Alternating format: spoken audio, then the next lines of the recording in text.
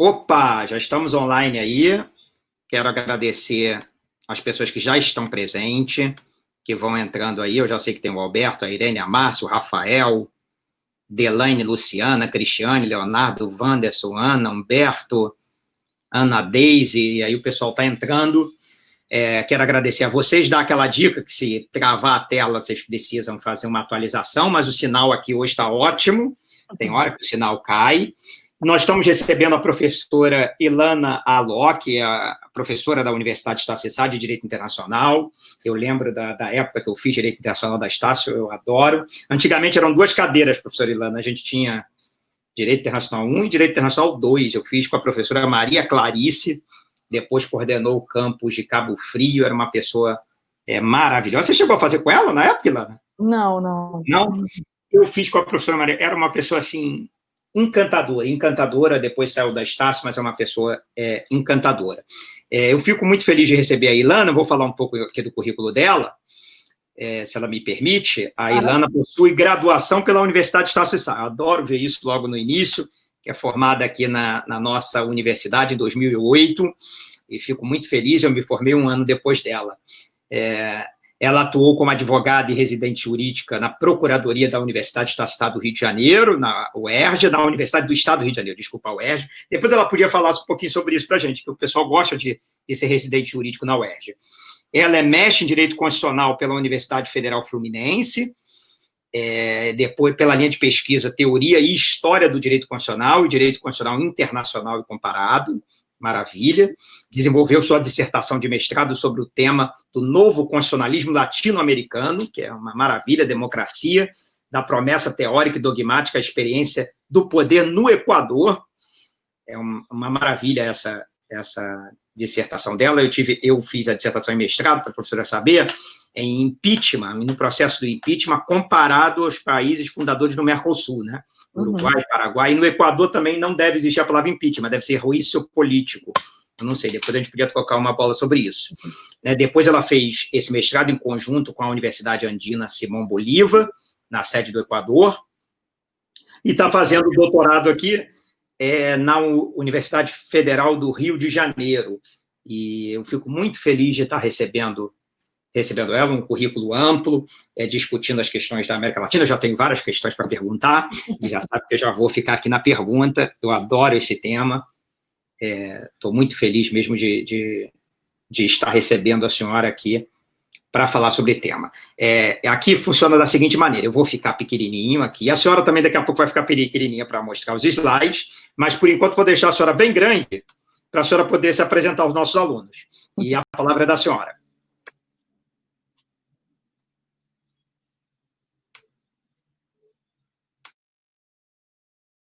Ligar o seu som, professora, que eu acho que o som está desligado. Pronto. Agora foi. Bom, primeiramente eu quero agradecer a todos e todas que estão me assistindo nesse momento. Agradecer ao Vitor, que é uma pessoa muito querida. Agradecer também a indicação da minha aluna, a Daniele, né, para poder estar aqui essa noite falando um pouquinho sobre direito internacional. O nosso tema da aula de hoje é falar sobre o papel do direito internacional aqui nessas questões relativas à pandemia. Então, para isso, eu vou trabalhar esse tema de uma maneira bastante ampla. Eu espero que quem esteja me assistindo tenha a oportunidade de conhecer um pouco do direito internacional, mesmo que não tenha feito essa matéria. Eu procurei ser bastante objetivo para que todo mundo, uma linguagem simples, né, para que todo mundo pudesse entender o que nós vamos trabalhar aqui nessa noite, né? E simplesmente agradecer, né, a Universidade Estácio de Sá, que é uma universidade que eu trabalho já tem algum tempo, e os meus alunos, que eu imagino que estejam todos aí também assistindo. Vamos lá? Então, eu vou compartilhar. A palavra toda sua. No final, eu leio as perguntas, aí o pessoal está mandando pelo chat, quando mandar, a gente faz as perguntas para a senhora. Tá bom. Eu vou compartilhar, então, a minha tela com vocês, porque eu preparei alguns slides para poder demonstrar melhor o que eu quero falar com vocês essa noite. Então, eu vou compartilhar aqui minha tela, só um minutinho, aqui. Pronto, vou deixar ela maiorzinha e vou aparecer aqui pequenininha para vocês. Pronto. Então, como eu disse para vocês, o nosso tema da aula de hoje é o papel do direito internacional em tempos de pandemia. Como o Vitor já me apresentou, eu sou a professora Ilana Ló, sou bacharel pela Universidade Estácio de Sá, mestre em Direito Constitucional pela UF, mestre em Ciências Políticas pela Flaxo, Equador, na Faculdade Latino-Americana de Ciências Sociais, e sou doutoranda em Direito pela UFRJ. Atualmente, eu sou pesquisadora e docente da Universidade Estácio de Sá. Então, a ideia, como eu disse, é trabalhar com vocês temas do direito internacional, mas entendendo que eu estou falando para um público bastante amplo que não necessariamente conhece ou teve contato com essa matéria. Por isso, a decisão hoje foi trazer uma aula bastante didática, dinâmica, para que vocês possam entender esse papel do direito internacional nesses tempos que nós estamos vivendo agora, que são os tempos de pandemia. Para começar a nossa conversa, eu coloquei a nossa primeira pergunta, que é: o que é o direito internacional? Né? Vocês que são estudantes de direito, se estão no começo da faculdade, vocês só vão ver o direito internacional lá para o 9º, 10º período. Mas a galera que já teve direito internacional comigo, essa é a nossa primeira aula, quando a gente começa a falar sobre direito internacional, porque lá na Universidade Estácio de Sá, eu trabalho sempre essas matérias de introdução. Então, quando eu vou trabalhar uma matéria de introdução, a primeira coisa que eu faço é trazer para os alunos, ou conversar com os alunos e com as alunas, o que é aquela matéria, para que ela serve, quais que são as implicações dessa matéria dentro do nosso direito. Então, a primeira coisa que eu quero discutir com vocês, que são aí os meus, que estão vendo aí essa live de hoje, né, que não necessariamente são todos alunos de direito, mas que estão me assistindo, para ficar didático, eu comecei com essa pergunta: o que é o direito internacional? E coloquei uma definição de um professor chamado Marcelo Varela, né, de um livro de 2019. Ele colocou o seguinte: direito internacional público é o conjunto de regras e princípios que regula a sociedade internacional. Então, só essas duas linhazinhas de definição, a gente já consegue tirar bastante coisa interessante para a gente aprender.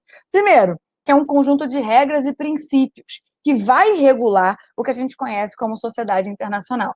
Eu brinco com os meus alunos que a sociedade é como se fosse um grande prédio, onde cada apartamentozinho fosse um estado, ou seria um estado. A gente tem apartamentos de 1 quarto, temos apartamentos de 2 quartos, até chegar à cobertura. É mais ou menos a mesma coisa, fazendo essa analogia didática, entendendo que, quando a gente pensa em sociedade internacional, nós estamos falando no conjunto de pessoas, na verdade, estados que vivem dentro desse grande condomínio que seria o nosso direito internacional, né? E como eu disse, que são estados menores ou maiores, ou com mais ricos ou mais pobres, mas que vivem todos aí dentro desse grande condomínio que é o nosso sistema mundo, né?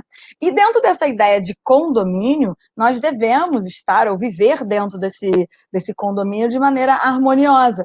Então, uma das funções do direito internacional, como está escrito aí na tela de vocês, é regular essa sociedade internacional. E como esse direito internacional vai regular essa sociedade internacional? Através de regras e princípios. Esse direito internacional, ele está dividido em 2 tipos de direito internacional. A gente tem o direito internacional público, que é o que nós vamos tratar aqui hoje, e o direito internacional privado. Basicamente, quem já é do direito sabe ou entende essa distinção. Mas para quem está assistindo aqui a nossa live e não é do direito, a ideia de público e privado é de quem participa dessa relação jurídica. Quando eu estou falando de direito internacional público, para uma visão geral, claro que existem algumas divergências doutrinárias, mas eu estou usando aqui a doutrina majoritária, é entender que quem participa dessa sociedade internacional são os estados e as organizações internacionais. Aliás, organizações internacionais é um tema muito importante para a gente falar da pandemia nos dias de hoje. Então, dentro dessa ideia de direito internacional público, que é o que nós vamos trabalhar aqui, a gente vai ver o que significa esse direito internacional público. Agora, só para a gente fazer o contraponto, direito internacional privado, são as relações privadas, né? Em relação, por exemplo, a um contrato internacional, né, entre 2 empresas. Então, pensa na esfera privada, e quando a gente fala de direito internacional público, a gente pensa lá na esfera pública. E tudo isso, tanto o direito internacional público quanto o direito internacional privado, a gente tem que observar, na verdade, esse direito através de uma ótica. Eu costumo falar para os meus alunos que a gente sempre vê o direito internacional através de uma lente, e essa lente são as relações internacionais. Vou dar um exemplo. Nós estudamos direito direito ele não é formado sozinho, né? Ele tem o que eu também brinco com os alunos dizendo que é um tripé. Primeiro você tem a história, depois você tem a política, e desses dois vai nascer o direito. Isso explica, por exemplo, isso a gente estuda lá em Sociologia do Direito, como é que vai funcionar aí o direito em cada estado. A gente vai ver que existem direitos que são diferentes aqui no Brasil, no Uruguai, no Paraguai, nos Estados Unidos, na França. Então, por conta disso, a gente entende que o direito ele é formado a partir dessa ideia de história e política. Então, quando a gente está falando de história e política, nós estamos formando esse direito. E aí, observar esse direito através de uma ótica ou de uma lente das relações internacionais é entender que, através da história e da política, nós vamos formar também esse direito. Então, observe comigo. Existem histórias ou parte da história mundial que vai explicar muito das relações internacionais. Vou dar um exemplo. Eu aposto que vocês conhecem o que aconteceu entre Estados Unidos e Irã na década de 70, aquela invasão que houve na embaixada dos Estados Unidos em Teherã, capital do Irã.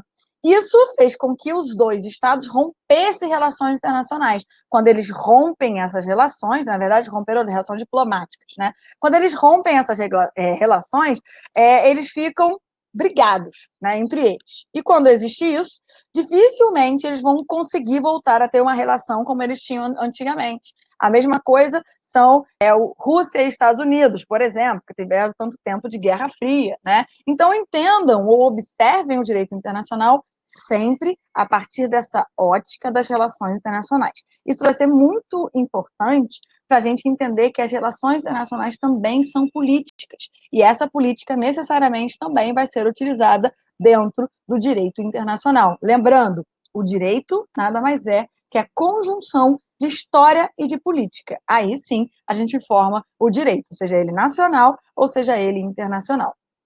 E por conta disso, eu trouxe para vocês alguns princípios gerais desse direito internacional público, né? DIP é a sigla que a gente utiliza para falar de direito internacional público. Eu trouxe alguns princípios gerais, mas para a galera que está me assistindo, que não é do direito, eu vou explicar primeiro o que é um princípio, né? Princípio, dentro da nossa linguagem jurídica, é a gente trabalhar questões relativas à base do direito, né? Lá para a galera de introdução ao estudo do direito, que é a matéria que eu também leciono, eu falo para eles que é como se nós estivéssemos construindo um prédio. Como é que se constrói um prédio? Primeiro você tem que fazer a fundação, né? Depois colocar lá os alicerces, etc., para depois construir o prédio. Se você construir mal esses alicerces ou essa fundação, o seu prédio ele vai ter aí uma problemática, pode até inclusive cair. Então, esses princípios, eles vão ser o alicerce do direito, ou seja, tudo que vai nortear o direito. Toda vez que eu estou pensando em qualquer direito civil, direito penal, direito administrativo, direito tributário, direito internacional, eu estou pensando que eu tenho princípios que estão regendo esse direito, que estão dando força, estão trazendo esse alicerce a esse direito.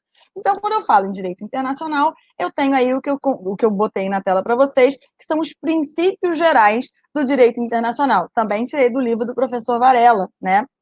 Eu coloquei alguns princípios gerais. Não são só esses são alguns, talvez, os principais que nós podemos citar aqui em relação ao direito internacional. Primeiro, igualdade soberana. O que significa dizer isso? Todos os estados são iguais juridicamente. Entendemos que politicamente não são, por conta das questões históricas que nós já vivemos. Existem países que são mais ricos, outros que são mais pobres, e observando aí também as questões de quem foram os colonizadores e quem foram os colonizados. Então, tudo isso a gente tem que colocar lá na balancinha para entender que essa igualdade soberana ela é jurídica, né? Ou seja, para o direito internacional, todos os estados são iguais. Além disso, a gente tem, por exemplo, o princípio da autonomia, que é também a não ingerência nos assuntos internos dos outros estados, então é aquela observância que a gente tem a todos os assuntos que são internos e os outros estados precisam, de alguma maneira,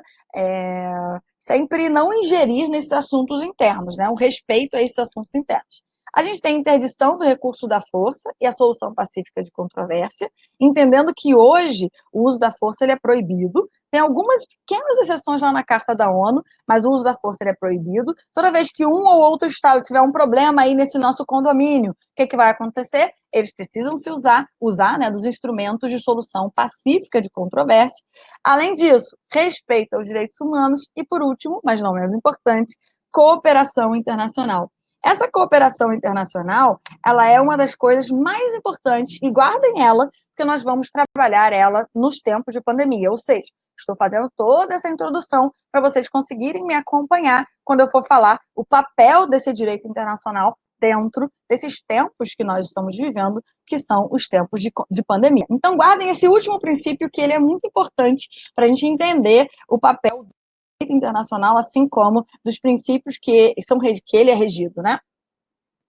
A gente tem também, eu separei para ilustrar o que eu estou falando, a nossa Constituição de 1988, que é a nossa Constituição Democrática, né? Foi promulgada em 1988, que lá no artigo 4º vai falar assim, ó, a República Federativa do Brasil rege-se nas suas relações internacionais pelos seguintes princípios. Tamanha importância de haver princípios no direito internacional, ou como diz a própria Constituição, nas relações internacionais, que a própria Constituição vai dizer quais são os princípios que ela vai construir as suas relações internacionais. Então, temos aí o princípio da independência nacional, da prevalência dos direitos humanos, da autodeterminação dos povos, da não intervenção, da igualdade entre os estados, defesa da paz, solução pacífica de conflitos, repúdio ao terrorismo e ao racismo, a cooperação entre os povos para o progresso da humanidade e a concessão de asilo político. Observe que está bem em consonância, ou seja, está bem juntinho com aqueles outros princípios anteriormente. E aí, observem esse parágrafo único. A República Federativa do Brasil buscará a integração econômica, política, social e cultural dos povos da América Latina, visando a formação de uma comunidade latino-americana de nações. Então, isso aí está escrito na nossa Constituição. Constituição entendendo que é o documento político, jurídico que vai reger todo o nosso Estado. Então, todas as leis que vão vir, que podem ser colocadas, medidas provisórias, está escutando muito esse nome agora, né? Medidas provisórias, leis e qualquer outra coisa que vocês ouçam aí falar na imprensa, tem que respeitar a nossa Constituição. Existe um autor que se chama Kelsen, que ele falou sobre uma pirâmide, ou seja, você tem aqui uma pirâmide, e aqui no topo da pirâmide você tem a sua norma fundamental, que para a gente é a nossa Constituição de 1988. Então, tudo que vai derivar dessa Constituição, necessariamente vai precisar estar de acordo com a Constituição. Então, entendendo isso, a gente tem todos esses princípios que vão reger o nosso direito internacional ou as nossas relações internacionais. Então, lembrem-se, estamos falando de direito internacional, pega lá uma lente, e a lente que a gente vai observar o direito internacional é a lente das relações internacionais. É por isso que a gente tem países que são mais próximos, países que são mais distantes, né? Outros que a gente já tem uma ideologia política parecida, outras que nem tanto. Então, essas relações vão reger como é que os países ou os estados eles vão se relacionar, né, dentro das relações internacionais. E dentro de tudo isso que a gente está falando, vamos chegar na questão da pandemia, que é falar sobre as teorias das organizações internacionais, né? Estamos falando sobre alguns conceitos para alguns novos, né? E é importante a gente destacar, por exemplo, a questão das organizações internacionais. Temos escutado falar bastante da ONU, do papel da ONU, do papel da OMS, o que cada uma pode fazer, mas para a gente entender o que cada uma pode fazer, a gente precisa entender primeiro o que é uma organização internacional. Então, para isso, a gente recorre a uma teoria que chama a Teoria das Organizações Internacionais, que vai explicar para a gente o que é uma organização internacional, para que ela serve, diferenciar essa organização internacional de uma ONG, que são duas coisas diferentes. Então, por exemplo, eu coloquei aí uma definição do que é uma organização internacional e eu vou explicar esse conceito para vocês. Organizações internacionais são associações voluntárias de estados estabelecidas por acordo internacional, dotadas de órgãos permanentes, próprios e independentes, encarregados de gerir interesses coletivos e capazes de expressar uma vontade juridicamente distinta dos seus membros. Então, vamos lá a cada pedacinho dessa definição. Primeiro, a Associação Voluntária de Estados, para a gente começar por aí. Os estados, eles se associam dentro de uma organização internacional se eles quiserem. Não existe uma imposição de associação. Então, se o Brasil hoje faz parte da ONU, é porque ele assim quis. Se o Brasil hoje faz parte do Mercosul, é porque ele assim quis. E por aí vai, OEA e outras organizações internacionais que o Brasil faz parte. Então, é uma associação voluntária, eu, Estado, escolho participar dessa organização internacional através de um acordo internacional. Esse acordo é a carta que vai constituir essa organização, que pode ter o nome de carta, pode ter o nome de estatuto. O nome não importa tanto. Na verdade, é um tratado que os estados assinam, ratificam e vão fazer parte ali daquela estrutura, né? E elas têm, cada uma delas, órgãos permanentes, que são próprios, são independentes, e estão encarregados aí de gerir interesses coletivos que são capazes de expressar uma vontade juridicamente distinta dos seus membros. Mas vocês já pararam para pensar o que é uma instituição? É uma palavra que a gente usa muito, porque é a instituição do Congresso Nacional, a instituição do Legislativo, a instituição, temos que respeitar a instituição, o STF, etc. Mas você parar para pensar o que é uma instituição? E isso diz respeito, ou vai nos ajudar a entender também o que é uma organização internacional. Uma instituição são regras que servem para administrar determinado conflito. Então, toda vez que eu tenho um conflito, eu vou criar uma instituição para administrar esse conflito. Não significa que essa instituição ela vai acabar com o conflito, porque o conflito ele nunca acaba. Todos os dias nós vamos ter conflitos de ordem diversas, né? Mas essa instituição ela vai administrar esse conflito. Então, pensa numa organização internacional. Vou dar um exemplo da mais conhecida, ONU, Organização das Nações Unidas. Já vou falar sobre isso. Essa Organização das Nações Unidas, que a gente vai falar especificamente sobre a ONU daqui a pouquinho, ela vai ser uma instituição criada para administrar um determinado conflito. Se vocês forem lá, por exemplo, no artigo 1º da Carta da ONU, vocês vão ver que existe aí alguns objetivos específicos para a própria ONU. Um deles, a época que ela foi criada, que foi no final da quando acabou a Segunda Guerra Mundial, na verdade, em 1945, a criação da ONU, ela existiu, ela começou a ter aí o seu processo, né, de criação, para que houvesse a possibilidade da administração do conflito da guerra, ou seja, que não houvesse uma terceira guerra mundial, né? Então, por isso, lembrem-se, estamos falando de instituição, estamos falando de regras que servem para administrar determinado conflito, ou um conjunto de regras que servem para administrar determinado conflito, e aí se materializa em uma instituição. E aí, olhem para mim, olhem comigo aqui nesse slide que eu coloquei aqui na tela de vocês. Essas instituições, que são organizações internacionais, elas têm o chamado processo decisório, ou seja, o que elas vão decidir e como essa decisão, né, implementada sobre essas ou a respeito dessas organizações internacionais, elas vão necessariamente ter uma força ou um tipo de força. Então, cada organização internacional ela pode fixar os seus atos internos, inclusive a hierarquia entre esses atos. Então, a gente tem algumas denominações encontradas sobre esses atos. Eu tenho decisões, que são atos de organizações internacionais que vão gerar obrigações aos seus destinatários.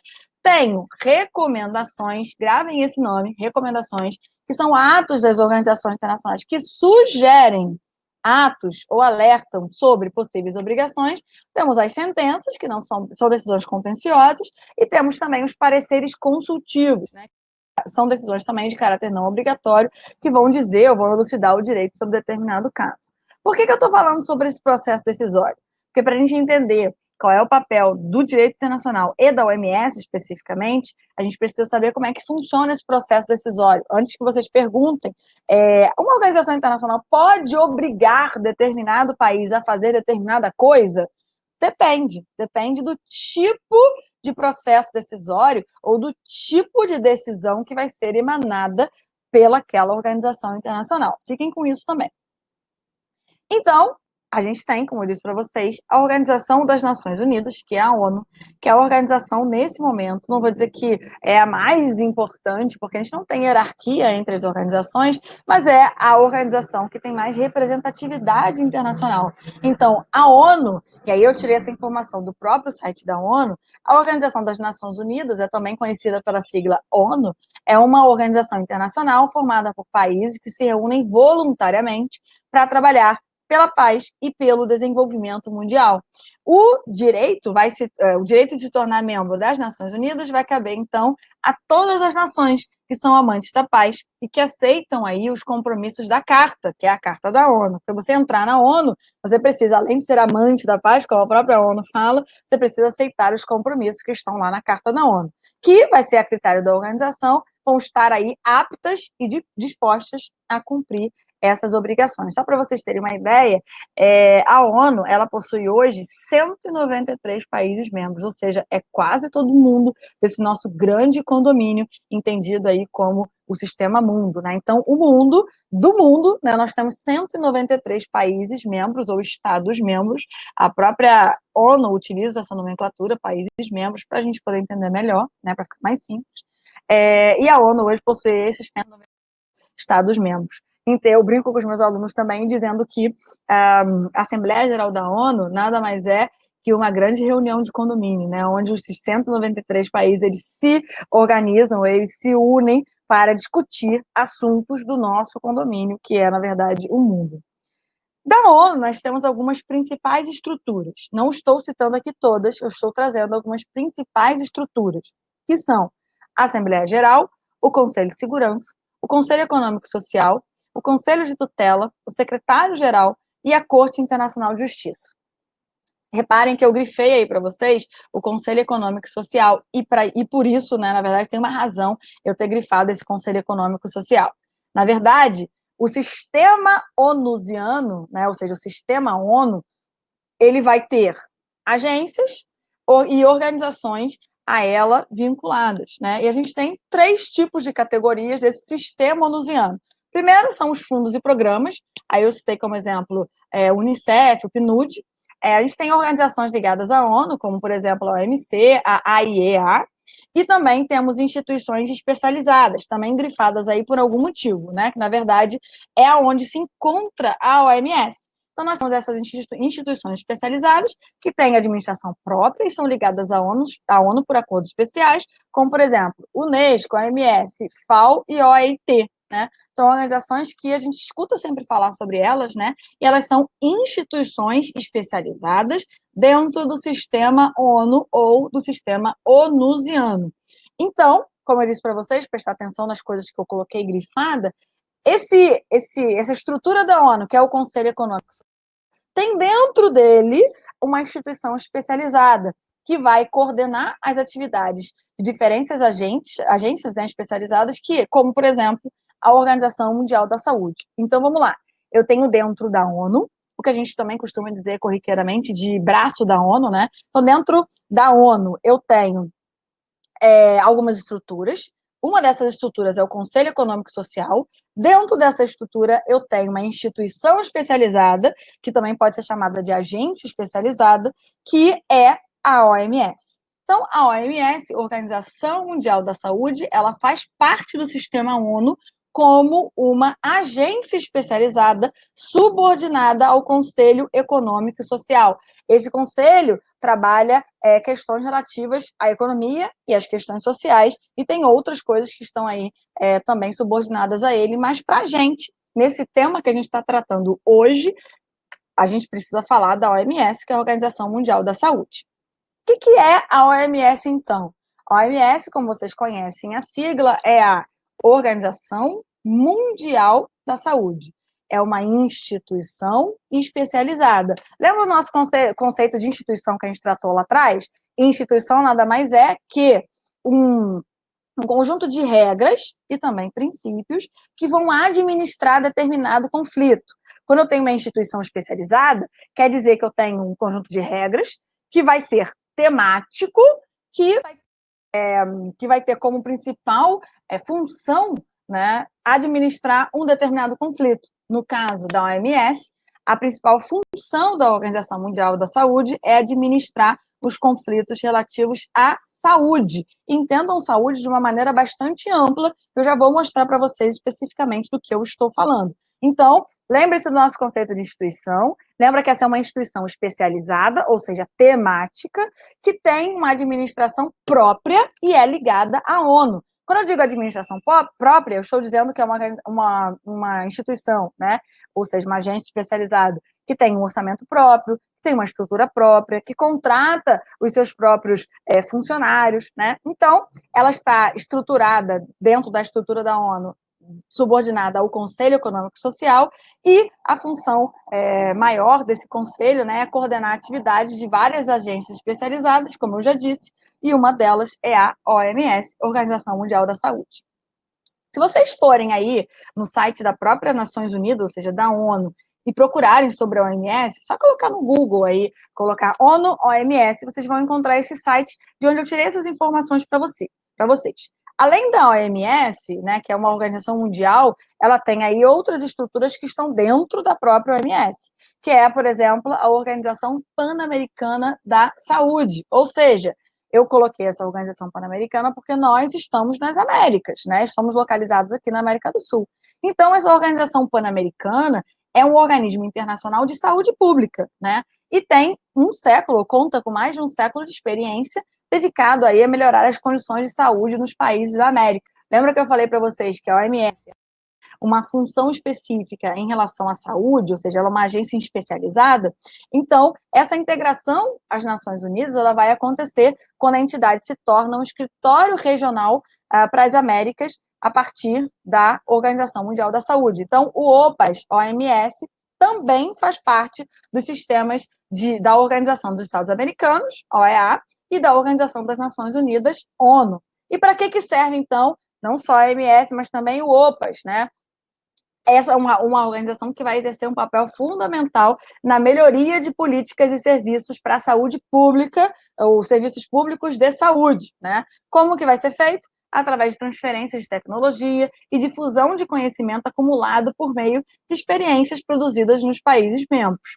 Um trabalho de cooperação internacional, lembra que eu pedi para vocês lembrarem desse princípio, é um trabalho de cooperação internacional promovido aí por técnicos e cientistas vinculados à OPAS, OMS, especializados em epidemiologia, saúde, ambiente, recursos humanos, comunicação, serviços, controle de zoonoses, medicamentos e promoção da saúde. Todo esse esforço, ele vai ser direcionado para quê? Para alcançar metas comuns, como, por exemplo, iniciativas sanitárias multilaterais, traçadas pelos governos que fazem parte da OPAS ou OMS, sempre com uma atenção especial a grupos mais vulneráveis, como, por exemplo, mães e crianças, trabalhadores, idosos, pobres, refugiados e desabrigados. Beber uma aguinha aqui. Então, observe uma coisa interessante. Quando estamos falando de OMS, ela, por ser uma instituição especializada e vai trabalhar com um conflito relativo, ou criar regras, né, para trabalhar com conflito na área da saúde, ela vai procurar fazer políticas, né, públicas que vão levar aí os estados a terem um melhor rendimento, né, ou alcançar, como o próprio site diz, né, da OPAS-OMS, alcançar aí metas comuns para que os estados tenham aí uma melhoria dentro dessas questões dos grupos vulneráveis. Então, observe o quanto é importante você fazer parte de uma organização que tem aí um grupo de técnicos e cientistas que vão estudar a região e dizer, olha, nós estudamos isso, estamos te dando isso como uma recomendação. Lembra lá do processo decisório? Isso também vai ser importante para a gente entender como que a OMS ela trabalha. Então, chegando ao nosso tema principal, pandemia. Né? Pandemia, para a gente entender pandemia, precisamos entender qual é o papel da OMS, entendendo que a OMS é uma organização internacional, ou seja, faz parte aí de um sistema da ONU, que é também uma organização internacional, que é uma associação voluntária de países, né? E ela tem um papel como uma instituição especializada temática, então ela administra conflitos na área da saúde e recomendações. O que são recomendações? São os atos dessa organização internacional que sugerem outros atos, né? Ou seja, o que a OMS faz? Ela orienta os estados com base em estudos científicos, para que esses estados eles possam aí otimizar ou trazerem aí questões importantes em relação ao conflitos na área da saúde. Com os tempos de pandemia, a gente passou a ouvir falar mais sobre a OMS, justamente porque ela está trabalhando agora com essas ideias de recomendação. Não se sabe muita coisa ainda sobre esse vírus, que é o Covid-19, né, que está dentro aí de um grupo, né, de outros vírus, que é o Covid. Então, a gente não conhece muito, sim, sobre esse, que é o 19, né, mas a gente sabe que é altamente contagioso. Então, a partir do momento que foi comunicado ao OMS que havia uma possibilidade de contágio por um determinado vírus, né, ela começou a trabalhar juntamente com os seus cientistas e médicos e profissionais da saúde, de uma maneira geral, procurando aí uma maneira de conter, né, essa disseminação desse vírus e, por conta disso, salvar aí vidas, que a gente sabe que tem muitas pessoas que estão morrendo, né, por conta desse vírus, né. E a OMS, então, ela emite o que a gente conhece como recomendações. A OMS não tem o poder de impor nada aos estados, ela emite recomendações a partir de bases teóricas e científicas. Então, essas recomendações, ela começou a entender, em conjunto com outros estados, que uma das recomendações que funcionava, porque, na verdade, a ideia é trabalhar a partir de boas práticas, tipo, o que funcionou aqui, vamos repetir. O que não funcionou, vamos descontinuar. Então, a ciência nada mais é que isso, né? Que experimentações, e dentro dessas experimentações você vê o que funciona, o que não funciona. Então, quando a gente observa a atitude, ou a atuação, melhor dizendo, da OMS, ela atua a partir de recomendações, ou seja, ela vai sugerir atos, dizer, olha, e sugerir atos com base científica, não é sugerir atos com base em opinião. A opinião aqui, ela é uma opinião científica. Então, quando ela sugere um ato, é porque ela, com certeza, estudou aquele ato através de profissionais muito gabaritados e disse, olha, isso funciona, aplica. E os estados escolhem, né, aplicar ou não aquela orientação. E essas orientações, como eu disse, são com base em estudos científicos e também baseados na chamada responsabilidade compartilhada. Todas as pessoas de todos os estados têm responsabilidade em relação à pandemia. A responsabilidade não é da OMS. A OMS é uma instituição que está administrando esse conflito por ser uma agência especializada, mas a responsabilidade ela é compartilhada entre todos, né? Não é só uma responsabilidade da própria OMS. Ela é somente uma instituição especializada, uma agência especializada que está administrando esse conflito, né? E aí, como eu pedi para vocês lá no início da nossa conversa, guardar o princípio da cooperação internacional. Esse é um princípio mais importante que nós devemos utilizar agora nesse momento de pandemia. Então, além de observar os outros princípios gerais, que nós trabalhamos também no início da nossa conversa, a gente deve observar principalmente o princípio da cooperação internacional, porque só através dessa cooperação internacional que nós vamos conseguir, também com muita indicação e recomendação da própria OMS, sair dessa pandemia. Então, é necessário que haja uma cooperação, primeiro, uma responsabilidade dos governos, né, todos, de entender de uma maneira séria que estamos vivendo um momento onde é de grande responsabilidade para os governantes, né? Os governantes têm responsabilidade sobre as vidas que estão debaixo do governo deles, né? E dentro disso, habilitado aí os princípios gerais e o da cooperação internacional. Vocês têm visto aí o esforço da comunidade internacional em procurar encontrar uma vacina para que a gente possa sair desse cenário de pandemia. Mas enquanto isso não acontece, a cooperação ela tem que se dar através de acordo entre os estados e uma seriedade através dessa ideia de responsabilidade compartilhada, principalmente seguindo as recomendações da OMS, que são recomendações baseadas aí em estudos científicos.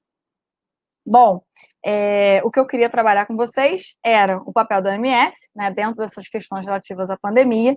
Eu espero que eu tenha sido didática, que vocês tenham entendido o que é uma organização internacional, o que é a OMS, aqui ao que ela está estruturada, e eu deixei aí os meus contatos, né? Eu sou a professora Ilana Ló, deixei o e-mail para vocês, e vocês me encontram também em redes sociais através do meu nome, Ilana Ló. E só para finalizar, eu tenho um Instagram, né, que se chama Entre Lhamas, Política e Direito, que é um Instagram que está trabalhando linguagem acessível através de alguns temas bastante interessantes. Então, se vocês puderem ou quiserem entrar lá, já tem um primeiro vídeo, né, que é um vídeo sobre racismo, e se vocês puderem aí entrar e compartilhar, enfim, se vocês gostarem do conteúdo, eu vou ficar muito feliz de poder compartilhar isso com vocês, tá bom?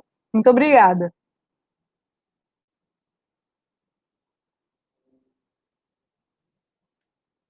Eu acho que o seu microfone tá fechado, Vitor. Tá ótimo, professora. Vamos começar as perguntas aqui, que são muitas. Eu vou descer aqui e vou caçando as perguntas aqui, porque eu fui agradecido. Eu espero que tenha sido esclarecedor, né? Porque muito eu não bom. sei quem está me assistindo, então eu procurei ser o mais didática possível, fazendo encaminhamento até chegar na OMS, né? Muito bom, muito bom. Deixa eu ir procurando aqui, porque eu fui colocando. Ah, tem a Cristiane está perguntando. O vídeo está sendo gravado, sabe, professora? Mas a Cristiane, ela está perguntando se você poderia disponibilizar o material, o PowerPoint, e de alguma forma a professora deixou o e-mail, você pode enviar o e-mail para ela, e acho que é a melhor forma. Uhum. Agora vamos lá. Marcelo está falando que você é uma grande amiga dele, colega de instituição, um orgulho por você ser didática. Obrigada. Uma professora excelente.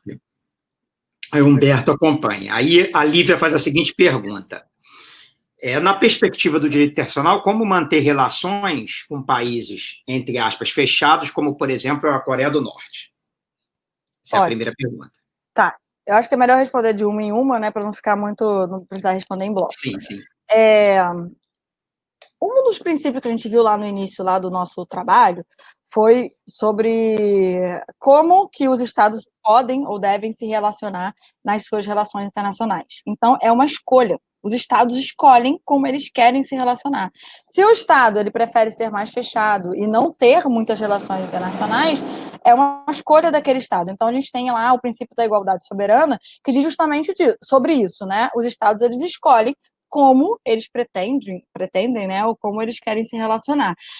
O Brasil, por exemplo, só título de curiosidade, o Brasil tem uma embaixada lá na Coreia do Norte, na capital da Coreia do Norte, e mantém relações internacionais com a Coreia do Norte. Claro que não tem muita afinidade política e ideológica com a Coreia do Norte, mas mantém relações internacionais. E caso, como aconteceu algum tempo atrás, né, a Coreia do Norte, ela traga alguma questão que possa colocar em risco, né, a própria sociedade internacional, a gente tem uma estrutura da ONU que trabalha esse tema de segurança internacional, que é o Conselho de Segurança da ONU, né? Que, por exemplo, a China faz parte desse conselho e foi uma das interlocutoras aí, um dos países interlocutores para trabalhar a questão da Coreia do Norte naquela ameaça que ela estava com mísseis, etc. E foi através dessa boa relação que a Coreia do Norte tem com a China, né, que foi possível aí um acordo ou um encontro aí com o Donald Trump, que foi o intermediador aí dessas questões relativas à própria Coreia do Norte, mas, como eu disse, as relações internacionais elas se dão através de escolha do próprio Estado. E aí, se a Coreia do Norte ela escolhe não se relacionar ou ser mais fechado, a sociedade internacional ela deve respeitar. O que a Coreia do Norte ela não pode, ou qualquer outro Estado que seja, é desrespeitar as normas do direito internacional. Se isso acontecer, nós temos algumas estruturas, né? Ou seja, instituições, né, que vão trabalhar aí para dirimir determinado conflito, seja ele qual for. A Lívia, ela continua aqui na pergunta e perguntando o seguinte: a China, de alguma forma, pode responder por ter, de certa forma, ocultado os números de Covid? Olha, existe uma coisa no direito internacional chamado responsabilidade internacional. O que é responsabilidade internacional? É quando um Estado, por sua responsabilidade, e ela precisa ser uma responsabilidade direta, não pode ser uma responsabilidade indireta, ele causa um prejuízo transfronteiriço, um dano transfronteiriço. O que é um dano transfronteiriço? Um dano que transcende fronteira, que pode ter várias naturezas, né? Pode ser um dano moral, pode ser um dano material. Nesse caso, para que se possa configurar a responsabilidade da China, é necessário que se comprove o dolo ou a culpa da China em relação ao Covid-19. Então, essa responsabilidade internacional, ela é uma responsabilidade subjetiva, ela precisa ser confirmada, né? E para que ela seja confirmada, é necessário aí que se consiga provar que a China cometeu um ilícito internacional diretamente. Os ilícitos indiretos não são considerados aí dentro do direito internacional. E eu acredito que isso vai ser algo que vai ser discutido dentro, principalmente da ONU, né, que essa organização que eu falei para vocês, que é a maior, que são 193 países, pós-pandemia, né? Acho que o momento agora não é de procurar culpados, o momento agora é da gente acabar com essa pandemia, né? Conseguir se livrar desse vírus, conseguir voltar a uma vida normal, ou como estão todos dizendo, um novo normal, né? Mas terminada essa pandemia, vão se verificar as responsabilidades. Mas eu já adianto logo, a questão da responsabilidade internacional diz respeito à culpa ou o dolo que tem que ser comprovado. Os dolos, na verdade, os prejuízos transfronteiriços que sejam indiretos não são considerados dentro do direito internacional. Vamos lá, deixa eu aqui me diminuir aqui. O Humberto faz a seguinte pergunta: o Brasil ou o chefe de governo podem sofrer algum tipo de sanção por ser provavelmente o pior país a lidar com a pandemia, que até hoje continua sem controle e em crescimento, lembrando que em plena pandemia estamos há mais ou menos 15 dias sem ministro de saúde. Humberto, ele é meu aluno de Direito Internacional lá do Campus João Uchoa. Um abraço, Humberto. Em relação à responsabilidade, eu vou dar a mesma resposta que eu já dei para vocês anteriormente. Para você responsabilizar, seja ele um presidente ou alguém que faz parte aí dessa ideia de responsabilidade, é você verificar diretamente qual foi a responsabilidade dessa pessoa ou desse líder, né, em relação à própria pandemia. Então, primeiramente, o direito internacional, ele sempre é trabalhado como uma ideia de direito supranacional. Eu acredito que se o presidente, seja ele do Brasil ou de qualquer outro estado, tiver que ser punido, ele precisa primeiro encontrar uma punição dentro do estado, né? Porque, querendo ou não, ele está causando dano ao Estado brasileiro, né? Então, primeiramente, observar a justiça brasileira e as instituições que vão trabalhar com essas questões e depois algum tipo de responsabilidade internacional. Muitas pessoas têm perguntado em relação ao Tribunal Penal Internacional, não foi a pergunta especificamente do Humberto, mas eu já vou adicionar aí essa questão. O que é o Tribunal Penal Internacional, né? Também faz parte da estrutura lá da ONU, né? Criado de um tratado internacional específico, né? E esse tratado internacional específico, ele cria um tribunal que julga pessoas, né? Pessoas, já líderes, principalmente em casos, em crimes de guerra ou crimes de genocídio. Mas esses dois crimes, eles têm uma tipificação muito específica, né? Para você tipificar o crime de genocídio, por exemplo, você tem que ter alguns instrumentos ou alguns requisitos muito importantes, como, por exemplo, a intenção daquele líder em exterminar determinado grupo de pessoas, etc. E aí, se vocês tiverem aí mais curiosidade para saber sobre o TPI, vocês podem encontrar aí também com muita facilidade dentro do site da ONU. Ela explica o que é o TPI, para que ele serve.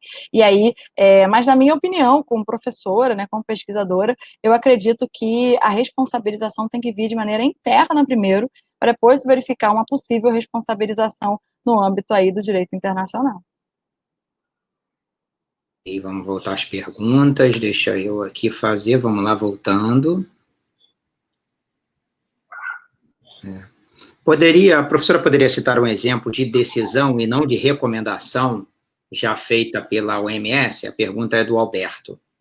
A OMS, ela tem como, na sua estrutura, somente recomendações. Não existe uma decisão, pelo menos não que eu me lembre nesse momento, em relação a como implementar o que ela pesquisou. Porque, na verdade, é uma agência especializada que vai trabalhar com temas de saúde. Então, ela vai estudar e vai verificar e recomendar para os estados o que eles deveriam fazer. Então, por exemplo, quando a gente entende que existe um índice, vamos dizer assim, um IDH, por exemplo, a OMS vai dizer, olha, para você ter um IDH, investir mais na questão da mortalidade infantil, da questão do nascimento, da desnutrição. Então, ela vai te dar diretrizes ou direcionar a política pública. Ela não tem como obrigar aquele Estado a assumir aquela postura específica, justamente porque o Estado tem todas as suas questões políticas, jurídicas e de orçamento, né?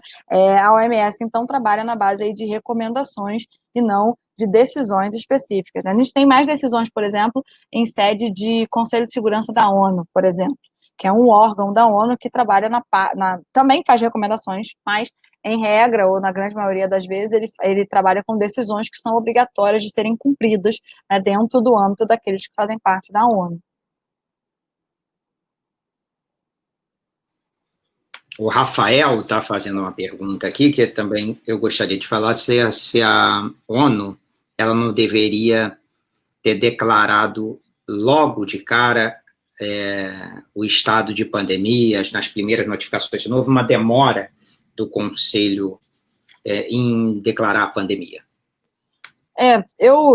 Você falando isso agora, Vitor, eu lembrei de eu em sala de aula, no início do semestre, lá no próprio campus João Shoas, o Bobear estava até dando aula para Daniele, né? E eu falei assim, a ONU tem se reunido muito com a OMS para falar sobre a questão da epidemia, que até esse momento era considerada epidemia, né? Eu não sou médica, né? Mas pelos termos jurídicos que a própria OMS trabalha, ela fala que uma epidemia é quando você tem aí uma transmissão de um vírus ou de qualquer uma bactéria, enfim, de qualquer outro organismo aí, em vários lugares, para várias pessoas em vários países, e uma pandemia é quando isso já é generalizado. Para ser pandemia, ela precisa estar já em todos os continentes, né? E aí eu me lembro em sala de aula falando sobre isso, falando assim, olha, a gente está vivendo um momento de epidemia, não sabemos como é que o vírus ele vai chegar no Brasil, quando ele chegar e se ele chegar, como é que ele vai se comportar, né? Então não tinha essa informação, se ele era, sei lá, se no frio ele poderia se comportar de uma maneira, se no calor se comportava de uma maneira. Eu lembro que era uma discussão científica, porque não se tinha vindo ainda o vírus para países quentes, né? Não sabia como ele ia se manifestar nesses estados, né? E, nesse sentido, só poderia ser considerado pandemia se ele já tivesse em todos os continentes. Então, não é tipo, a OMS vai declarar pandemia porque ela quer. Não, tem uma série de protocolos e requisitos para dizer o que é uma epidemia, o que é uma pandemia. Que eu me lembre, e aí eu peço mais uma vez desculpas, porque eu não sou da área médica, que eu me lembre, um dos requisitos para se declarar algo como pandemia é que que esse organismo vivo, né, que esteja contagiando as pessoas, ele esteja aí em todos os continentes. Você lembra que a gente teve, por exemplo, a epidemia do ebola? Por que era epidemia e não pandemia? Porque ele estava concentrado em determinado continente, que foi o continente africano majoritariamente, né? E aí a pandemia, um dos requisitos, obviamente devem existir outros, que mais uma vez eu não sei dessas questões técnicas mesmo, mas o que eu lembro de ter lido sobre as recomendações da OMS era que só se poderia declarar pandemia quando esse vírus já estivesse em todos os continentes. Poderia nos dizer quais são as críticas, eu não sei realmente, que o presidente Trump tem feito à OMS com relação feito uma crítica ao secretário-geral, presidente da OMS, nesse sentido, para a gente poder caminhar para a pergunta aqui que está com a Lívia e o Alberto, que é com relação à saída da OMS. Mas antes eu queria saber quais são exatamente as críticas que ele tem feito para embasar a saída dos Estados Unidos da OMS.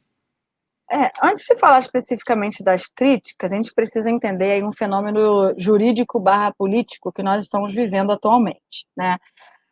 Nós estamos aí com uma outra epidemia, que é a epidemia dos governantes negacionistas. O que é uma pessoa negacionista? É aquela pessoa que nega a realidade, né? Básico assim. Então, você observa algo e fala assim, não, isso não é tão grave não, vamos continuar vivendo, o Brasil não pode parar, os Estados Unidos não pode parar, Milão não pode parar, né? Vocês conhecem essa história. E quando eu digo governantes, eu não estou falando só de presidentes, né? Estou falando também de governadores, prefeitos, etc. E com essa ideia desse negacionismo, né, você tem aí toda uma questão relativa a você negar que exista um problema grave, como existe, acontecendo nesse momento. E com essa ideia desse negacionismo, surgem, então, várias outras teorias, ou seja, de você encontrar outros culpados que não seja a sua própria administração. Então, quando você busca, e aí eu fazendo aí pegando um gancho da ciência política, né, que ela conversa muito bem com o direito, né, eu adoro trabalhar com essas duas coisinhas bonitas juntas, é entender que quando a gente tem governos que são de uma ideologia negacionista, de uma ideologia de buscar um inimigo, buscar um culpado, sem a sua própria responsabilidade, você necessariamente vai procurar quem culpar, né? Então, o Trump, ele vem tendo essa postura mais incisiva contra a OMS, simplesmente porque os Estados Unidos ele é o epicentro do vírus, né? Agora, nesse momento, pelo fato dele não ter seguido nenhuma recomendação da OMS, ele não seguiu, a única coisa que ele fez de recomendação foi a questão da renda básica, e isso ele foi implementado de maneira correta, né? Mas ele não seguiu nenhuma recomendação da OMS, como a questão do lockdown, do afastamento, né? Seguiu de maneira mais ou menos igual a gente seguiu aqui, né? Fechando aqui, abrindo ali, o que não traz aí uma eficiência muito grande, conforme a gente consegue observar em outros países que seguiram aí a risca.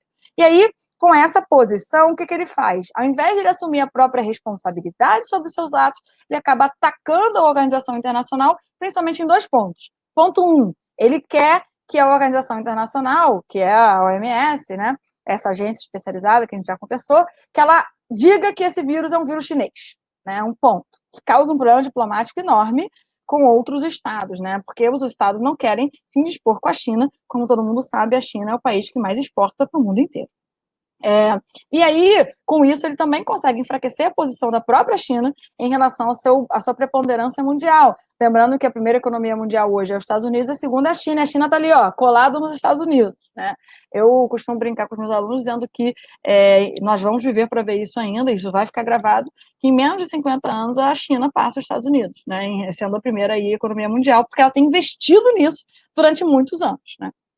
Então, quando o Trump ele ataca, né, a OMS, o que ele está fazendo? Ele está transferindo a sua responsabilidade para a organização internacional e trazendo ela como inimigo. Então, ela fala, olha, se você não quer assumir que a China é responsável, então eu vou me retirar. Ou então ele começa a fazer esse tipo de ameaça, né, para que possa existir um desfoque, vamos dizer assim, do verdadeiro culpado e tentar aí trazer ou sei lá, tentar trazer um inimigo aí, que seria a OMS tem que responsabilizar a China. Como eu já disse anteriormente, a responsabilidade da China vai ser oferida no final, agora a gente precisa acabar com a pandemia, né? Não é esse o ponto é, vamos trabalhar juntos em cooperação internacional para que a pandemia ela possa aí terminar, né? Então, as maiores críticas do presidente americano é em relação à postura da OMS de não acusar nenhum Estado, até porque nem é papel da OMS fazer isso, e também no sentido de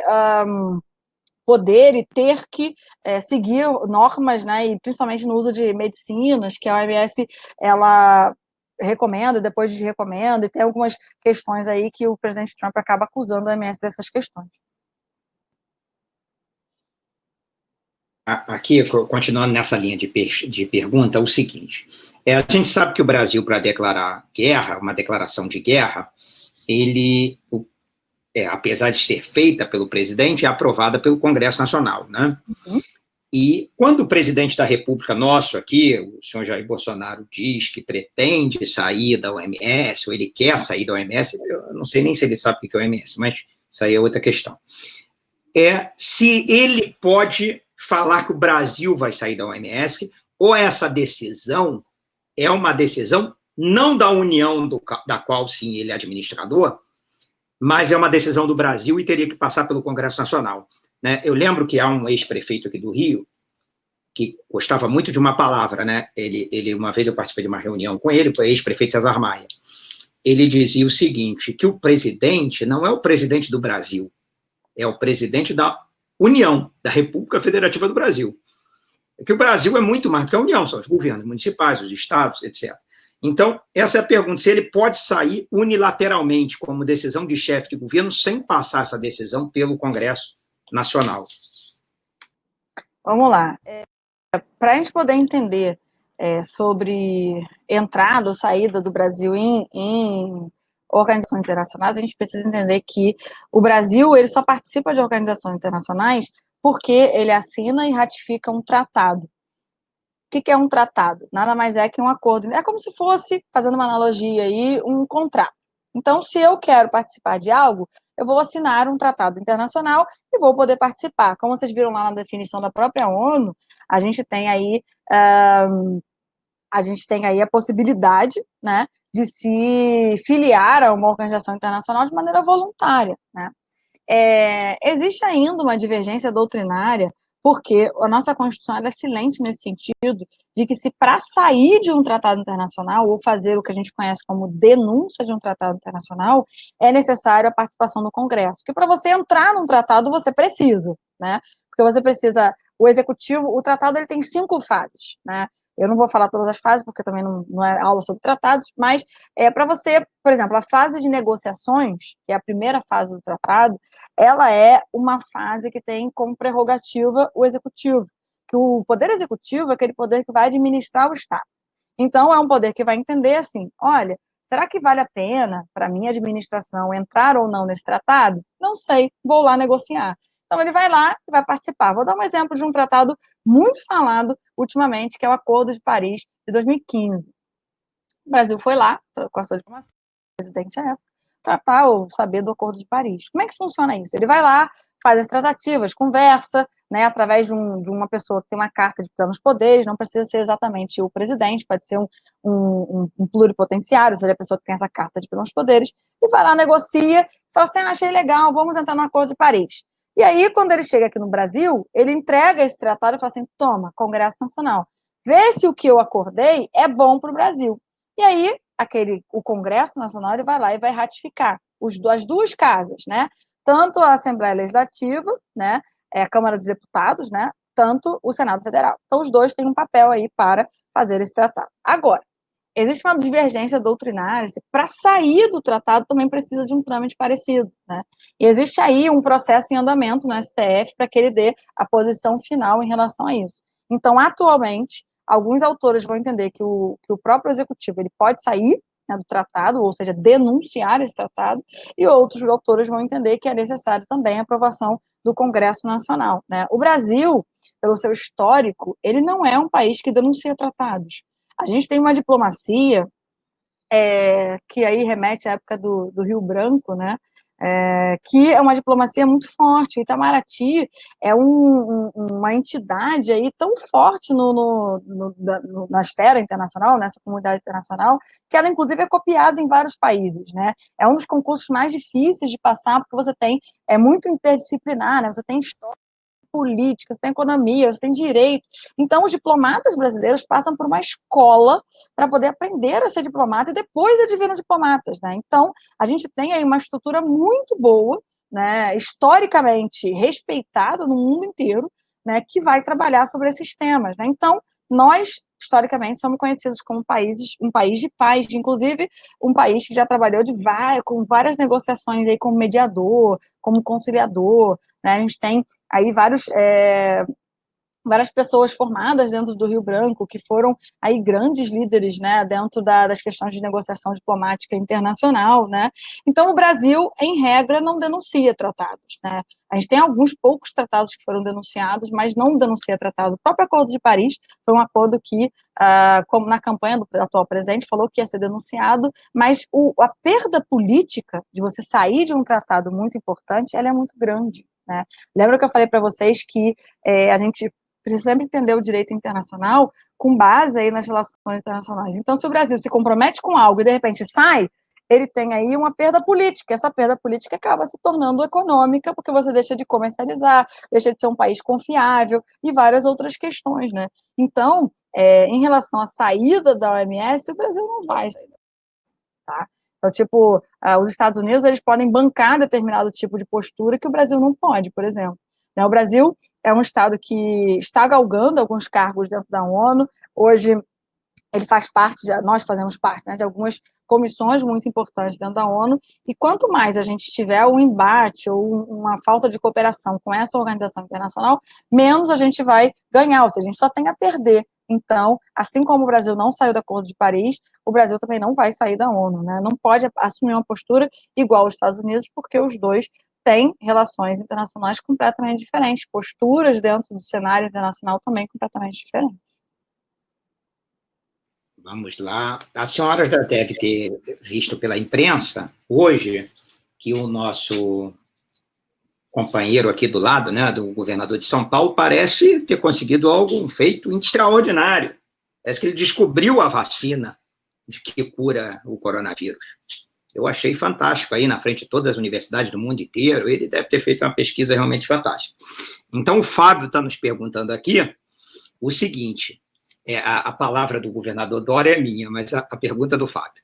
Qual a responsabilidade da OMS acerca das restrições a determinados tratamentos paliativos até a descoberta da vacina?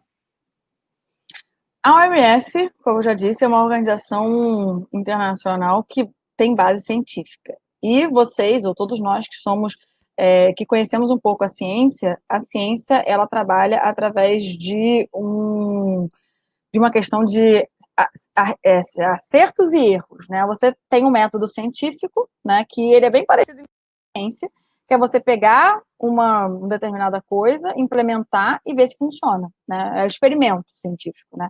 A gente pode pensar isso até nas questões sociais, mas na área de biológicas, né, da ciência em relação principalmente à saúde, né, você tem aí um sistema de erros e acertos, né? Você pega um remédio e experimenta. Quando você vai no médico, né, como é que funciona o médico? Chega lá e fala assim, eu tô com dor de cabeça. Ela vai dizer, sua dor de cabeça aparece que horas? E você vai começar a dizer o que é a dor de cabeça, quando é que ela aparece, se ela aparece em tal hora, né? E aquela médica vai através de excluindo qualquer tipo de doença que você tiver. E como é que ela vai saber isso? Vai fazer exame, né? E através desse exame ela vai ver, vai falar assim, vou prescrever esse remédio, vamos provar, ver se funciona. Não é muito diferente dentro da OMS. A gente trabalha com cientistas. E esses cientistas aí têm um papel que é tentar encontrar a cura para o coronavírus, né? O que não só eles estão fazendo isso, né? Mas também outras universidades estão fazendo, trabalhando no mesmo sentido. Mas enquanto isso não acontece, o que se precisa fazer é essa questão da ciência, acertos e erros. Então, prescreveu, por exemplo, a cloroquina. Se observou que a cloroquina tinha um efeito colateral muito grave, que era a questão da arritmia cardíaca. Se a pessoa não morria de Covid, morria de problema de coração. Então, não vamos mais recomendar a cloroquina. Você fala assim, mas isso é OMS. Mas, gente, é o sistema de acerto e erro, é a mesma coisa de você no médico. Só que agora tem proporções continentais, né? De todos os continentes estão trabalhando com a mesma questão. É a possibilidade de você tentar encontrar um remédio que funcione. Ainda não existe. A única coisa comprovada que a OMS ela recomenda é o afastamento social, infelizmente. Eu sei que está todo mundo sofrendo, né? Inclusive eu, né? E todas as pessoas que eu conheço estão sofrendo. Mas, infelizmente, não existe uma fórmula mágica de se curar uma pandemia. E aí, rapidinho, só para concluir, que eu acho que eu não cheguei na pergunta, o que a pessoa fez. Então, a responsabilidade da OMS é essa, a mesma responsabilidade que um cientista tem, a questão dos erros e acertos. Ela não tem como acertar de primeira. Se acertar de primeira, que ótimo, né? Vamos fingir, então, a OMS ainda não descobriu que alho pode curar o coronavírus, né? Vai que alho pode curar o coronavírus, né? A gente não sabe. Então, tem que ir fazendo um sistema de erros e acertos até acertar. Dentro dessa mesma linha, assim, a última pergunta nesse tópico aqui, professora, sobre a vacina, especificamente, que está sendo criada, espero que seja criada em breve, não sei se essa de São Paulo, do Dória, realmente vai ser um feito internacional, vai ser uma maravilha. Mas se a dele não der certo, recomendo as pessoas não tomarem a dele, não, esperar uma outra, a dele a gente não sabe, né? Agora, a questão é a seguinte, quando a vacina realmente estiver pronta, a comunidade internacional, qual é a obrigatoriedade do país ou da empresa que realmente fizer internacionalmente, tem várias empresas concorrendo, de fornecerem gratuitamente a toda a população mundial, especialmente aos mais pobres? Se existe algum tratado sobre isso, uma obrigatoriedade que já fosse previsto, que apesar dessa pandemia ser nova, professor, eu, por exemplo, sempre esperei uma pandemia, vendo aqueles filmes da Idade Média, os reis se escondiam, eu sempre esperei. Sempre esperei. Eu só não sabia que seria difícil fugir. Planejei na minha cabeça, falando, no dia que chegar eu vou para o mato, que nem os reis, né? Tipo, naquele castelo não deu, estou preso dentro de casa. Mas que eu sempre esperei. Mas com relação a essa vacina, ela chega para todo mundo, não chega? Se tem, é tratado, se não tem? Como é que seria isso? Isso o importante na linha do Dória, né? A senhora acha que o país que descobrir a vacina tenha a chance de enriquecer como financeiramente, como no caso se o Dória descobrir, por exemplo? Primeira coisa, a descoberta de uma vacina, ela pode vir de um organismo público, né, como uma Fiocruz da vida, ou então de um laboratório privado. Está todo mundo concorrendo numa escala mais ou menos igual para procurar uma vacina. Eu não sei especificamente qual é a vacina do governo de São Paulo e de onde veio essa vacina, mas já existem alguns testes que estão sendo realizados em humanos, né, que pode ser também para o bem ou para o mal. Mais uma vez, vou falar, a ciência é um processo de acertos e erros, né? Pode ser que dê muito certo, pode ser que dê muito errado, né? Eu imagino que em qualquer ciência você pode implementar isso, né? Pensa lá na ciência da informática, por exemplo. Eu imagino um programador, para poder fazer um programa, ele tem que acertar e errar várias vezes para poder que aquele programa funcione. Só que ali ele está trabalhando com o programa e aqui a gente está trabalhando com vidas, né? Então, observe uma coisa interessante. Existe hoje um consórcio de estados que se reuniram para pesquisarem essa vacina, né? Muitos alunos também me perguntaram sobre isso. Falaram, mas o Brasil não faz parte do consórcio, quer dizer que a gente vai ficar fora das vacinas? Não necessariamente. Como eu disse para vocês no início, trabalha aí com um princípio de cooperação internacional. Assim que essa vacina ela for descoberta, obviamente que ela vai ser entregue para todos os países do mundo. Não tem essa de, poxa, você não participou, então sinto muito, você vai ficar sem vacina, vai todo mundo morrer.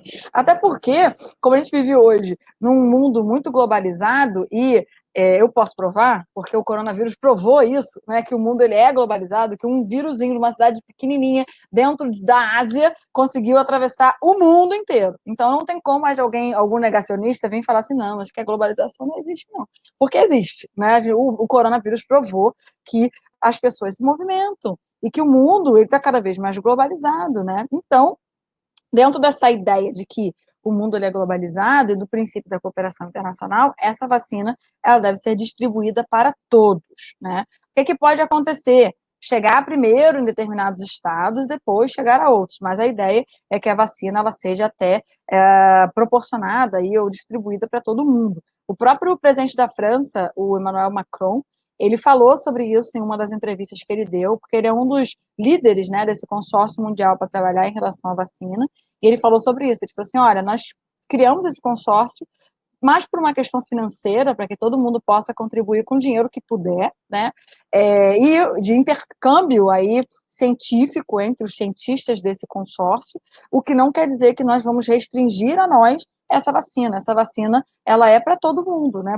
Até porque, entendendo esse mundo globalizado, vamos dizer que lá o francês está imunizado, ele vem aqui para o Brasil fazer um negócio, seja ele qual for, nem que seja férias e carnaval, que infelizmente acredito que não vai ter no ano que vem, mas pode vir em algum momento, ou para qualquer outro lugar em algum momento, e depois levar o vírus de volta para a França, né? Então, você tem essa possibilidade. Então, acredito que essa vacina, se ela for encontrada, na verdade, melhor dizendo, quando ela for encontrada, ela vai ser distribuída para todo mundo, né? Não tem essa de vou pegar isso só para mim, justamente por causa dessa ideia que nós temos hoje de um mundo globalizado e que não tem como você restringir o acesso a determinada vacina.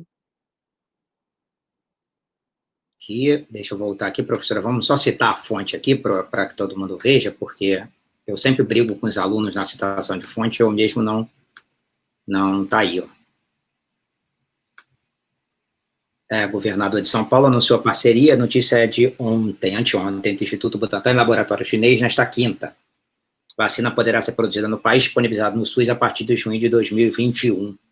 Né? Agora, a pergunta que eu falo, só para voltar à pergunta anterior, professora, é porque, por exemplo, aqui eu acho que o Paulo César Lima deve estar falando sobre isso, né, Paulo César, desse consórcio do Nordeste, que a questão é a seguinte, com relação aos respiradores, o preço subiu muito, não é? Mesmo sendo distribuído para o mundo inteiro. Não sei se isso aconteceria também com a vacina, né, que as pessoas se beneficiariam indiretamente vendendo a vacina pelo... Eu acho que esse é o intuito, inclusive, desses grandes laboratórios, né? Pfizer, etc., que estão fazendo a vacina. Eles parecem ser movidos, não sei o que a senhora acha, por um desejo de produzir a vacina por fins comerciais e não por fins humanitários, podemos dizer assim. Uhum.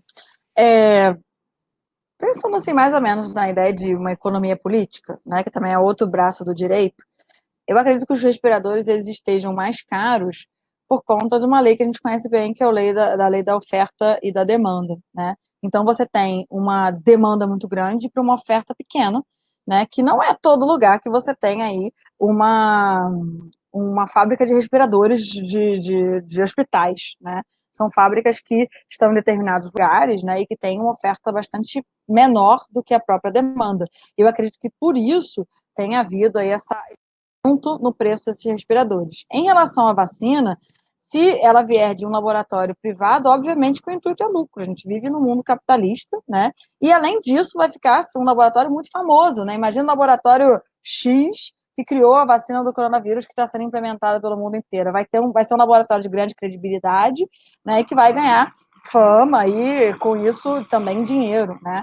Mas em relação à questão do preço, eu acredito, e aí é só pura especulação com base nessa ideia da economia política de demanda e de oferta e procura, né, de demanda e da própria procura, que ela vai ser fabricada em grande quantidade. E quando ela é fabricada em grande quantidade, ainda mais se houver aí mais de um laboratório, como acredito que vai haver, fabricando essa vacina, ela vai poder vir, ou ter a população poder ter acesso por um preço não a os governos, na verdade, que essa vacina tem que ser distribuída gratuitamente, assim como são outras vacinas, como, por exemplo, a vacina do sarampo, que está disponível, que as pessoas têm que tomar, inclusive, né? E aí o que acontece? O governo brasileiro compra e distribui para a população. Acredito que não por um preço tão alto, justamente pelo fato dela, provavelmente, quando ela estiver já entendida que funciona, vai ser fabricada aí em larga escala, em muito vacina para que todo mundo consiga ser vacinado. Mas aí é pura especulação, não tem nada científico nisso, mais baseado nessa ideia de lei de oferta e procura, que eu suponho que isso vai acontecer. Não há, só para concluir, não existe nenhum tratado internacional até o momento que fale especificamente sobre esse tema, né? Até porque não tem como prever tudo no mundo, né? Os tratados, na verdade, eles vêm de uma fonte material, né? Que como a gente conhece dentro do direito, é aquela fonte que surge no seio da sociedade e aí se transforma em uma fonte formal, que no caso é o tratado. Até o presente momento não existe aí nenhum tratado que fala sobre esse tema, mas a gente estamos nos baseando aí nesses princípios que a gente conversou nessa aula de hoje. Eu vi numa série da Netflix, não sei se a senhora viu, acho que é Pandemia o nome da série, não lembro. E não era uma série, era um documentário que fala que parece que a Organização Mundial sempre trabalha nessa questão de identificação de um vírus da gripe, né? Uhum. Então havia uma pesquisa, se esperava que acontecesse uma pandemia, não se sabia quando, né? Agora parece que a chance até de ter outras fica mais comprovada. Aqui tem a Amanda dizendo que tem saudade das suas aulas. Ela enviou uma pergunta, Amanda, mas a gente não vai realizar porque a professora já respondeu essa pergunta, que é a questão se o Brasil pode sofrer alguma condenação.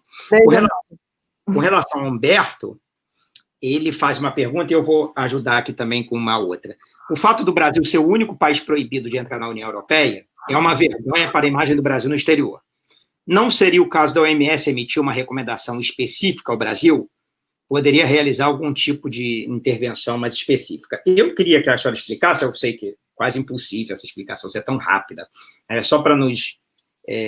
quando a gente fala de ONU, Mercosul e União Europeia, são três organismos bem diferentes, mas eu não sei quais são as atitudes que a União Europeia tomou mais firmemente com relação à saúde, mas eu não tenho visto notícias sobre o Mercosul atuando na saúde. Não sei se a gente tem uma organização própria aqui do Mercosul, ou se isso foi deixado de lado completamente nesse atual governo. Lembrando que eu acredito, pelos dados, que o Brasil é o país da América Latina com o maior problema. Parece que a Argentina e o Uruguai e Paraguai já estão praticamente com seus problemas resolvidos, né? Nós é que estamos aí com um problema grave aí, pelos dados que eu tenho visto. Nosso herói latino-americano, né, que é o Chapolin Colorado, né, para poder resolver essa pandemia. Gostaria muito. Mas, infelizmente, né, o nosso herói latino-americano, ele não tem essa possibilidade de fazer isso, né? Então, o que precisa ser feito é chamar a responsabilidade mesmo dos governantes. Em relação à sua pergunta, a gente tem organizações internacionais que têm cunho regional e universal. Então, por exemplo, quando estamos falando da ONU, é uma organização internacional universal, ou seja, que abrange todos os continentes, e quem quiser participar, como a gente sabe, são 193 países. Se eles têm aí requisitos específicos para participar da ONU, eles podem participar. Agora, Mercosul e União Europeia são organizações internacionais, como nós conhecemos, regionais. O que significa? São organizações internacionais que atuam em determinada região. E cada uma dessas organizações, elas têm aí uma atribuição diferente. O Mercosul, como o nome meio que já dá um spoiler, é o Mercado Comum do Sul. Especificamente, dentro do Mercosul, que hoje fazem parte 5 estados, que é o Brasil, a Argentina, o Paraguai, o Uruguai e a Venezuela, tendo a Venezuela aí suspensa, estando a Venezuela suspensa por conta da cláusula democrática, né? Mas se vocês entrarem no site do Mercosul, ela ainda continua como membro, Estado membro, mas entendendo aí que ela não está em plena participação, né, do Mercosul por conta de descumprimento da cláusula democrática, mas tem esses 5 países que fazem parte desse mercado comum do Sul. Como eu disse para vocês também na aula, as organizações internacionais, elas são temáticas. Então, qual é o tema do Mercosul? É trabalhar questões econômicas majoritariamente, tá? A gente tem algumas outras questões relativas, por exemplo, à integração política, mas mais no sentido para facilitar as questões econômicas, né? Como, por exemplo, o visto Mercosul, né? A placa Mercosul. São todas questões que são utilizadas, que fogem um pouco do econômico, mas que contribuem, na verdade, para que a economia ela seja mais fluida entre esses estados. Agora, a União Europeia, também, como o nome já meio que sugere, é uma união de estados. E dentro dessa união de estados europeus, né, que não são todos os estados europeus, inclusive vocês acompanharam aí o Brexit, né, que foi a saída do Reino Unido da União Europeia, é o que a gente conhece como direito comunitário, ou seja, eles escolheram fazer uma integração bem mais abrangente. Então, eles integram saúde, economia, questões relativas à nacionalidade e várias outras questões, né, que, como você mesmo disse, não dá tempo de explicar tudo aqui, é só para vocês entenderem que é uma união de estados onde eles resolvem fazer políticas comunitárias, ou seja, quando eles resolvem algo, eles resolvem em bloco, né? Então, quando a União Europeia resolve colocar uma restrição para a entrada de brasileiros na União Europeia, todos os estados que fazem parte da União Europeia precisam cumprir. É uma decisão realizada aí através de assembleia, ou seja, os estados eles se reúnem em assembleia e decidem sobre essas questões, e aí quando eles decidem, todos eles têm que cumprir.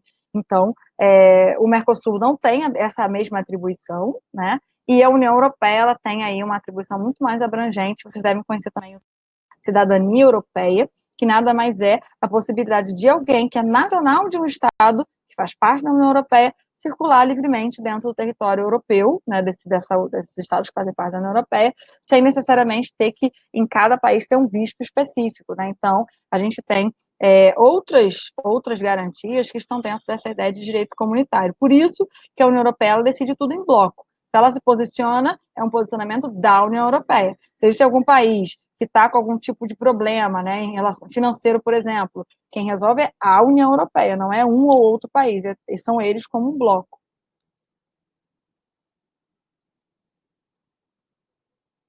Professora, a gente tinha várias outras perguntas, mas fica muito fora do tema.